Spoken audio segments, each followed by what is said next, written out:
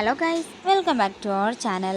Promo video ആരംഭിക്കുമ്പോൾ കാണിക്കുന്നത് രമ്യയുടെ അമ്മയും കാണാനായി ചെന്നിരിക്കുന്ന അംബികയാണ്.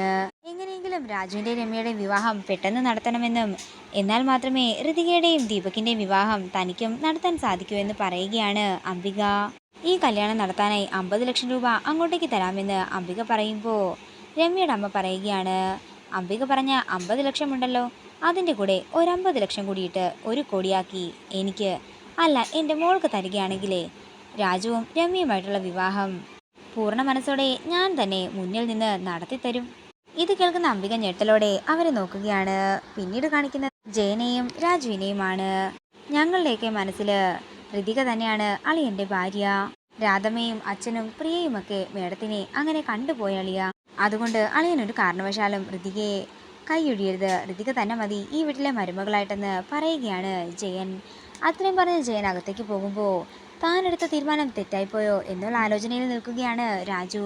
ഇതോടുകൂടി ഇന്നത്തെ പ്രൊമോ ഇവിടെ അവസാനിക്കുകയാണ്. വീഡിയോ ഇഷ്ടമായെങ്കിൽ മറക്കാതെ ലൈക്ക് ചെയ്യുക, ഷെയർ ചെയ്യുക, കമൻറ്റ് ചെയ്യുക. കൂടുതൽ സീരിയൽ അപ്ഡേറ്റ്സിനായി മറക്കാതെ സബ്സ്ക്രൈബ് ചെയ്യുക.